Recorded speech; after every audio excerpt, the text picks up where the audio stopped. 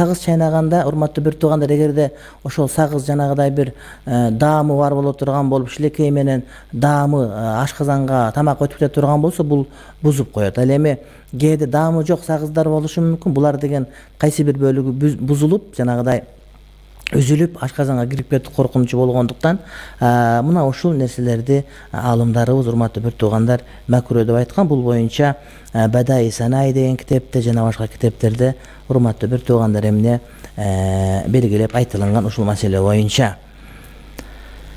Ал эми жанагыдай сагыз жайнаганда сагыз сыяктуу болуп, бирок майдаланып, ичинде упараланып, мындай бир майда болуп тура турган болуп, үзүлгөндүгү анык билине турган болсо, анда буларды оозго салганда орозону дароо эле бузат деп өкүм чыгарышы мүмкүн. Анткени ашказанга тамак өтүп кетүүсү булардык эмне ого эле көп болуп эсептелет.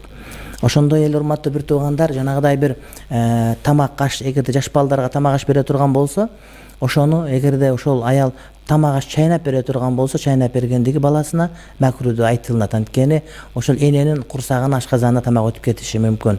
Эгерде бирок жана баланын кашасы даяр жок болуп, бере турган сүтү жок болуп, же даяр тамак бере албай турган болуп, айласыздан бала чайнап бермейинче тамак болбой турган болсо, анда ошол убакта эне чайнап бергенге ага уруксат берилет. Эгерде башка орозо кармабаган бирөө, орозо кармабай койгон уруксаты бар бирөө чайнап берген адам табылбай турган болсо. Ошондой эле тамак жасап аткан адам дагы, аял киши дагы, мисалы үчүн айрыкча ашканада ошол жасап аткан тамактын тузунун даамын татып көргөнгө дагы бул макруh. Орозону бузуп койбойт, бирок макруh. Бирок жанагыдай күйөөсүнүн характери, мүнөзү абдан оор болуп, тамактын тузу кем болуп калып же башка боло турган болсо, ызы чуу кыла турган жаман бир мындай иткыял болуп калса, анда ошол аялдарга үй бүлөнүн ынтымагы бузулбасын деп, орозо күнүндө дагы тамактын тузун татып көргөнгө уруксаат берилет. Бирок алар тузун татып туруп, андан кийин кайрадан сыртка түкөрүп таштоосу, урматтуу бир туугандар, милдет болуп эсептелет.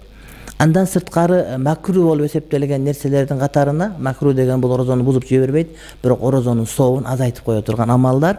Ар бир нерсе адамдын өзүнүн ден соолугун азайтып, ден соолугун мындай бир алсыздандыртып, орозо кармаганды кыйынчылык кылып кое турган нерселер болсо, мисалы үчүн хижама, кан алдыруу, бул өзү орозону бузбайт, бирок кан алдырганда алсырап, орозо тутуусу кыйындап калып, бузуу коркунучу келип кала турган болсо, же болбосо жанагыдай кан тамырлардан жөн эле кан дагызып таштоо, ушундай дагы түрлөрү бар. Мына ошондой кылса, мына ошол дагы адамдын мындай бир алсыратып кое турган болсо, же болбосо жайдын күндөрү, ысыктын күндөрү мына мончого кирип, жанагыдай бир парилкага кирип, ошол жерде терде олтуруп, бууланып олтуруп, жанагы денесинен ындыруу чыгып кетип, орозодо кыйналып кала турган болсо, деги эле адамдын ден соолугун алсыздатып, орозо кармоосун кыйындатып кое турган нерселердин бардыгы шариятыбызда, урматтуу бир туугандар, макруh болуп эсептелет.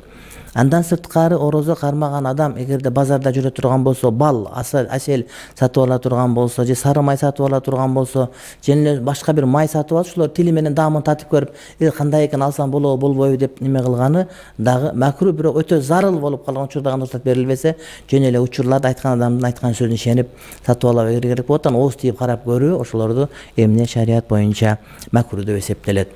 Андан сырткары макруh болгон нерселердин бири, кээ бир адамдар ооздоруна шилекейин топтоп жүрөт да, ошонун баардыгын жутуп алат. Албетте жийиркеничтүү, мына ошол нерсе дагы макруh. Бирок адам өзүнүн шилекейин жутуп орозону бузбайт, урматтуу бир тууганым.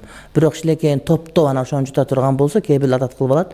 Ушул нерсе жакшы эмес, ушул баардыгы макруh деп эсептелет. Бирок өзүнүн оозундагы шилекейин аны жута берет. Кээ бир адамдар кечке түкүрүнөт, анткени шилекей жутуп алсаң орозоң бузулуп калат экен деп, бул чындыкка дал келбеген көрүнүш. Ошондой эле орозо учурунда жубайлар бири менен бири мындай бир жука кийимдери менен кучакташкандыгы, дарагаттанып мындай сүйүшүп өбүшкөнү жакшы эмес. Ошондой эле орозо учурунда орозо кармаган адам даарат эмес учурда жөндөн жөн оозун чайкай бергени жакшы эмес. Бирок муктаждык болуп калса, же оозун жууш керек болуп калса, анда бир жөн. Бирок жөндөн жөн эле оозуна суу алып, кайра оозуна суу алып, жанагыдай ысып атсаң болсо, же орозо бузуп алыш коркунучу болуп калса, анда бир жөн салкындап алуу максатында.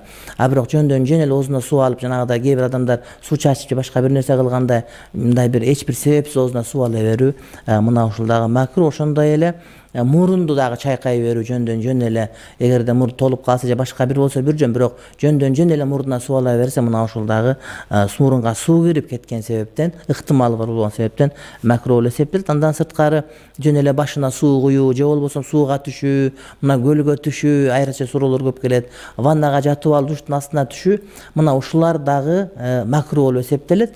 Бирок ошо зарыл болуп калып, өтө ысык болуп кеткенден орозону бузуп алып коркунучу болсо анда салкындап алуу максатында анда бир жөн. Айрыкча мына ысык сезон болгон учурда кээ бир адамдар көлгө түшсөк болобу болбойбу? Негизинен орозону бузбайт, бирок ошол орозо учурунда адам өзүнүн рахаты эмес, балким акырет жөнүндө ойлонуп, көбүрөөк Куран окуп, тафаккур кылып, мындай бир ибадатка көңүл бөлсүн деген болсо, кээ бир адамдар оюн күлкүгө орун бөлүп коет. Бул жанагы кээ бир адамдар айткандай, орозону уктап өткөрсөң, анын соопторун түшүңдө көрөсүн дегендей эле ушундай бир мындай бир туура келип кала турган маселе.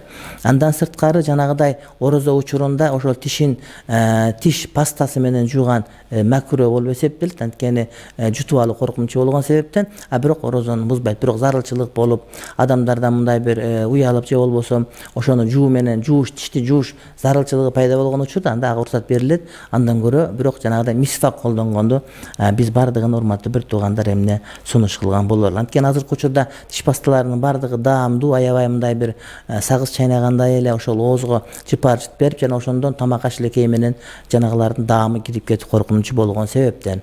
Бирок чөстөдө жууш керек болуп, ошого көнүп алып ансыз жүдөй турган болсо, анда болот. Ал бузбайт. Урматтуу бир тууган болгону орозону бузуп коюуга коркунучу болгон ар бир нерседен этиет болгула деген маселе келип чыгат.